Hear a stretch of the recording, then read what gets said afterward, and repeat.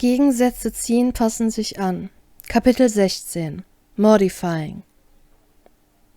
Irrsicht. Nichan, was jetzt?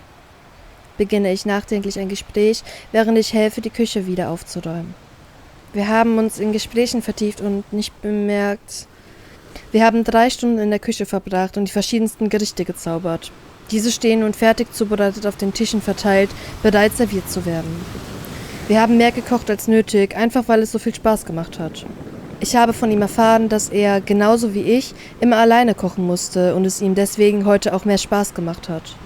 Wir haben immer wieder angefangen, uns über die Zubereitungsart zu streiten. Nein, wir kochen nicht das Lieblingsessen von Trafalgar, keife ich wütend und reiße ihm den Zettel aus den Händen. Wir machen extra mehr Gerichte mit Brot, bestimme ich, das Rezept in den Mülleimer werfend. Ich habe in unserem Gespräch vieles erfahren, wer was ungern und wer was gerne isst. Während Onigiri des Herrn Trafalgars Lieblingsessen ist, gehört Brot zu seinen Hassgerichten. Bist du des Wahnsinns? Wir bekommen noch Ärger. Mir doch egal. Der Streit endet dann entweder mit einem Hundeblick meinerseits, einer Mehlschlacht oder einer Kitzelattacke seinerseits. Wir haben übrigens unter anderem sowohl Brot als auch Onigiri-Gerichte zubereitet. Wir können nicht noch mehr kochen, sonst müssen wir bald nochmal einkaufen. Außerdem ist sie gerade fast wieder sauber, lacht Sashi und besieht sich die Küche. Ich muss ebenfalls lachen, da die Küche vorher wirklich eine Katastrophe war. Nun ist sie wieder sauber, doch wenn ich so an mir runtersehe... Hey Imoto, oh Gott, wieso weinst du schon wieder? Hey, nicht! Sashi steht mit panischen Handbewegungen vor mir und versucht hilflos, meinen Blick abzufangen, ohne mich anzufassen. Ich hab eure Sachen vollkommen versaut, schniefe ich und sehe ihn mit Tränen in den Augen an. Er sieht mich erst verdutzt an, bevor er sich die Hand vor die Stirn schlägt, den Kopf in den Nacken schmeißt und laut loslacht. Das ist kein Problem, grinste, als er sich wieder beruhigt hat und nimmt mich stürmisch in den Arm. Sofort gehen wir beide hustend auseinander, haben wir beide Unmengen an Mehl an den Kleidern, welches jetzt in einer riesigen Wolke vor uns schwebt. Halb am Ersticken, halb lachend sehen wir uns an. Wir haben noch 2 Stunden bis zur Feuer. Wollen wir das Shopping nachholen? Fragt er mich beim Rausgehen. Mit funkelnden Augen nicke ich. Aber diesmal ohne den alten Sack, knurre ich vorwurfsvoll mit ernstem Ausdruck, worauf Sashi nur lacht. Kurz trennen wir uns, um zu duschen, doch da ich keine Klamotten habe, muss ich wieder dieselben anziehen. Ich klopfe sie gründlich aus und bin nur froh, dass meine Haare sauber sind. Ich habe mich zu Tode erschrocken, als das Mehl in meinen Haaren zu einem ekelhaften Klumpen geworden ist. Ich habe angefangen zu weinen, habe ich gedacht, ich müsste meine Haare deswegen abschneiden. Aber glücklicherweise habe ich alles mit viel Seife und Geduld rausbekommen. Sashi wartet vor meiner Tür und zusammen gehen wir weiter. Vor der Kajüte von Trafalgar bleibt er stehen und klopft. Die Kleine hat hier noch immer keine Klamotten. Ich wollte fragen, ob ich mit ihr schnell noch einmal in die Stadt kann. Legt mein Bruder sofort los.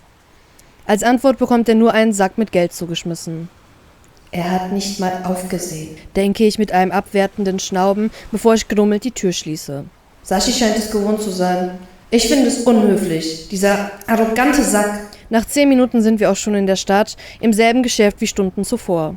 Ich nehme einfach wahllos Stoff von der Stange, der günstig ist und mir gefällt, und weiter mit in eine Kabine. Oje. Ich sehe frustriert in den Spiegel. Die Hälfte der Sachen bekomme ich nicht über meine Brust gezogen und der Rest sitzt sehr eng. Mich persönlich stört das nicht, aber Trafalgar sagte, ich solle nicht so freizügig auf dem U-Boot herumlaufen. Stirnrunzelnd betrachte ich mich, bevor ich mich gereizt abwende. Von dem lasse ich mir überhaupt nichts sagen. Der soll froh sein, dass ich nicht wie sonst nackt rumlaufe. Ich trete mit einem engen, schwarzen Top, einer schwarzen Hotpan und einer Lederjacke wieder raus. Sashi schüttelt sofort den Kopf. Mit gerunzelter Stirn schließe ich den Vorhang erneut und trete einen Moment später mit einem schulterfreien beigen Shirt und einer Röhrenjeans wieder raus. Nein. Skeptisch sehe ich ihn an, bevor ich geschlagen stöhne und den Vorhang nicht mehr ganz so sanft wie zuvor schließe.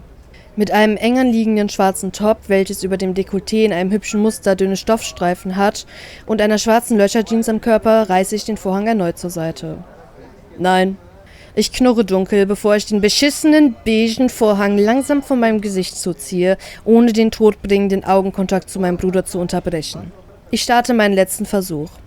Ein marienblaues Kleid, welches hinten bis zum Boden reicht, am rechten Bein jedoch geöffnet ist, dass es vorne nur bis kurz vor die Knie reicht. Ein goldener Gürtel betont auf Bauchhöhe meine Sanduhrfigur und dadurch, dass das Kleid keinerlei Ausschnitt hat, dafür jedoch einen eleganten Schnitt, wo die linke Schulter frei bleibt und rechts ein Träger alles beisammenhält, wirkt es in keinster Weise anzüglich. Ich fühle mich tatsächlich wohl und schön, obwohl ich Kleider nicht ausstehen kann. Optimistisch werfe ich den Vorhang zur Seite, mit der Hoffnung, meinen Bruder zu beeindrucken und endlich zufriedenzustellen. Nein. Du sagst immer nein! Knurre ich wütend und stampfe einmal zur Untermalung meiner Unzufriedenheit mit dem Fuß auf. Bedrückt sehe ich ihn an. Wieso nicht? Frage ich geknickt und sehe mit Schmollmund an mir runter, da das wahrscheinlich das erste Kleid ist, welches mir gefällt. Das ist viel zu freizügig. Gleichgültig starre ich ihn an. Aha, so läuft der Hase also.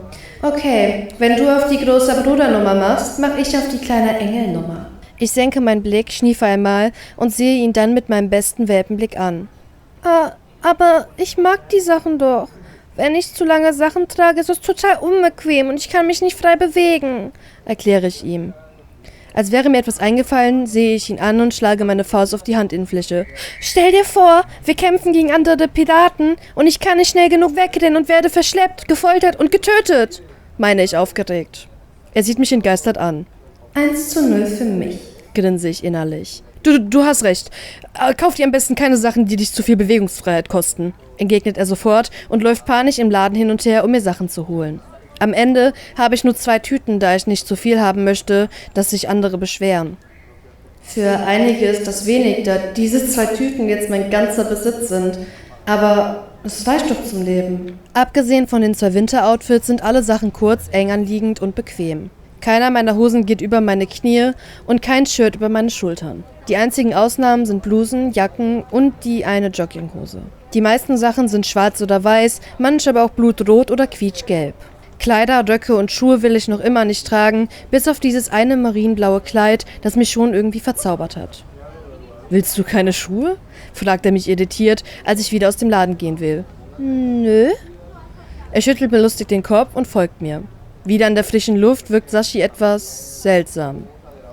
Nichan, alles okay? Frage ich ihn besorgt und mustere ihn von oben bis unten. Er weicht verlegen aus und kratzt sich am Kopf.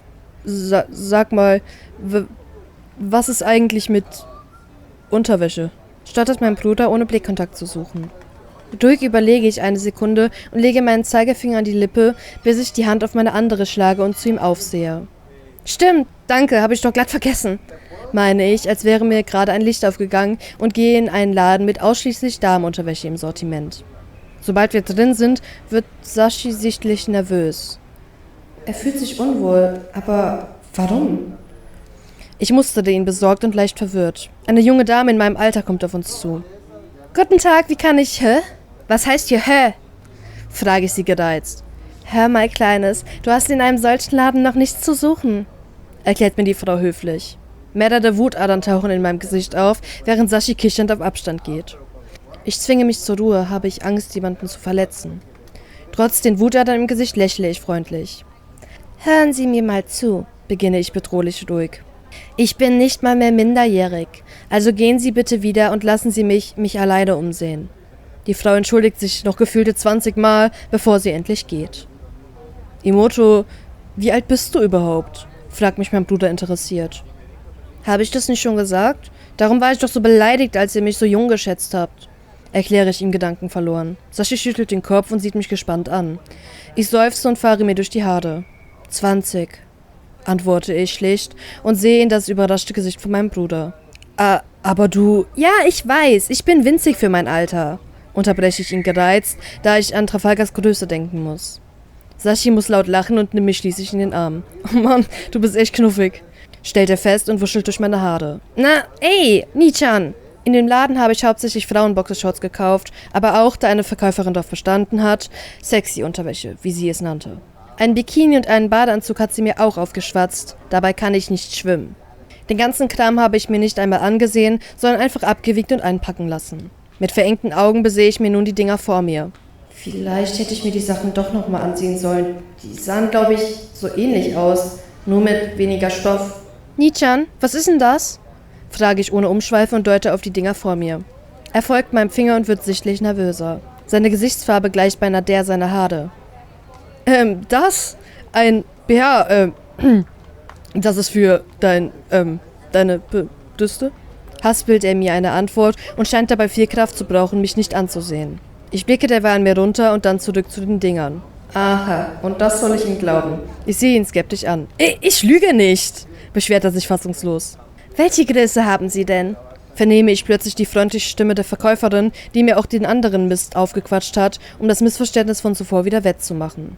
Ich brauche ein paar Sekunden, bis ich verstehe, was sie meint. Schnell lege ich meine Hände schützend vor meiner Brust. Vergessen Sie, sowas ziehe ich nicht an, Knurre ich.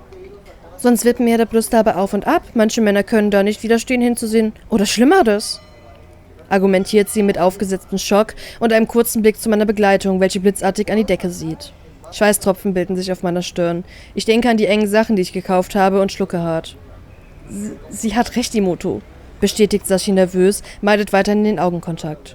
Widerwillig starre ich diese kokosnussförmigen Stofffetzen an. Also, welche Größe? Unschlüssig sehe ich an mir runter. Ohne groß zu überlegen, nehme ich eine Hand meines Bruders und lege sie an meiner Brust. Was soll denn das?